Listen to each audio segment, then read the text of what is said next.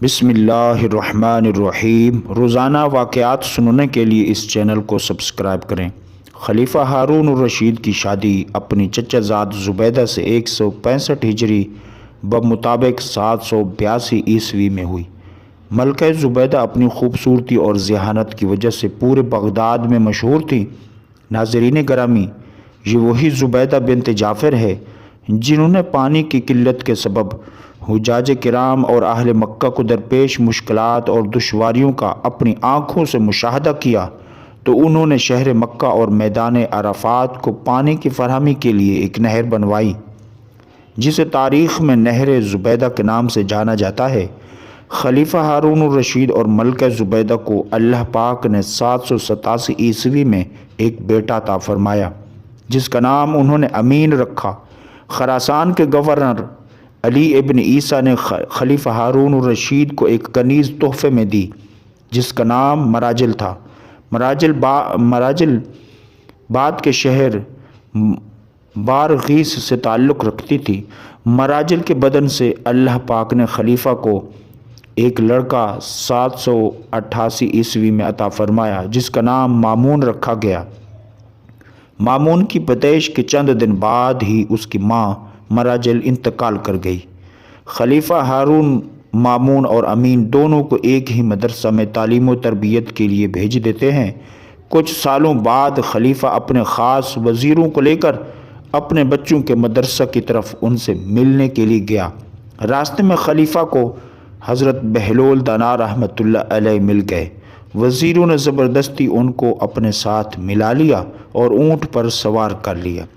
چنانچہ حضرت بہلول رحمۃ اللہ علیہ خلیفہ کے ساتھ اس کے بیٹے امین اور مامون کے مکتب پہنچ گئے۔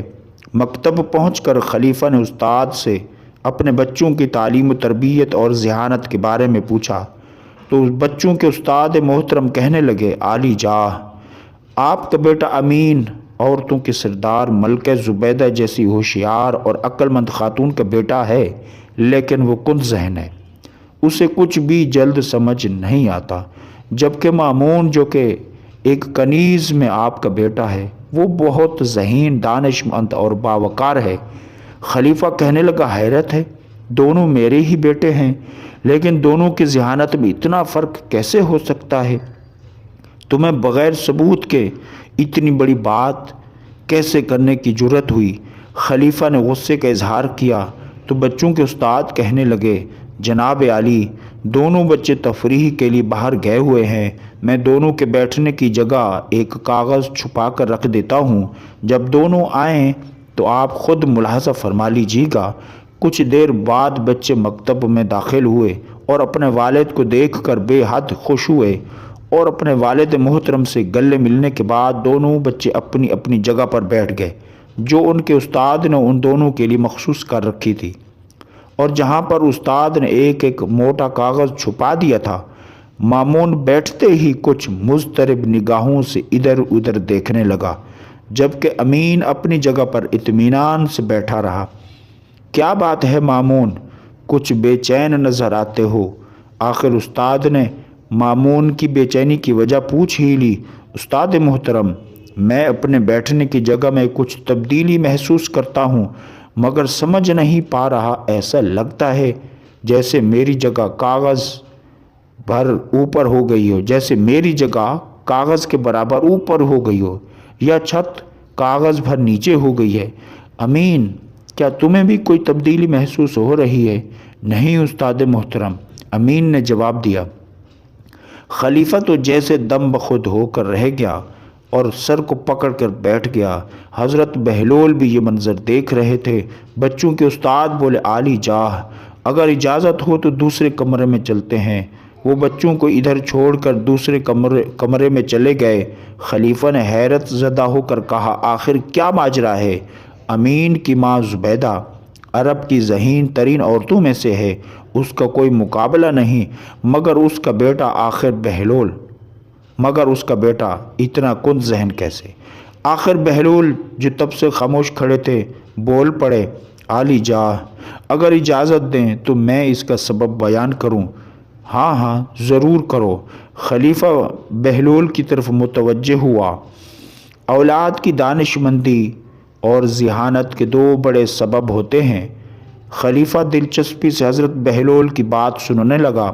حضرت بہلول کہنے لگے کہ اولاد کی ذہانت، پھرتی اور دانشمندی کا پہلا سبب یہ ہے کہ عورت اور مرد کے درمیان فطری رغبت اور خواہش کا ہونا، تو ان کی اولاد ہوشیار، ذہین اور دانشمند ہوتی ہے۔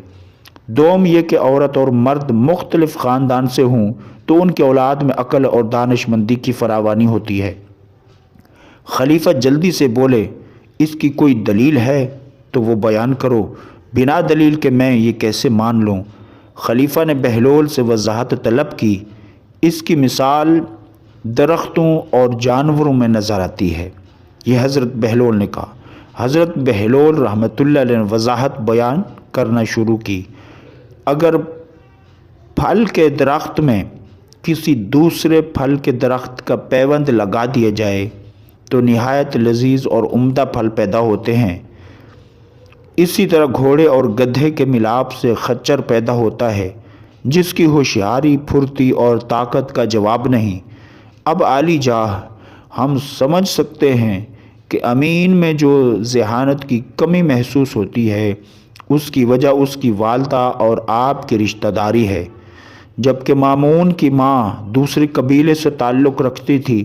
خون کے لحاظ سے آپ میں اور اس میں جو فرق ہے وہی مامون کی ذہانت اور دانشمندی کا سبب ہے۔ خلیفہ نے جب یہ ساری تفصیل ایک ایسے شخص سے سنی جسے سارے شہر کے لوگ دیوانہ کہتے ہیں تو حیران رہ گیا۔ بچوں کے استاد بھی حضرت بہلول کی دانائی کی تعریفیں کرنے لگے۔ اللہ سے دعا ہے ہمیں دین پر ثابت قدم رہنے کی توفیق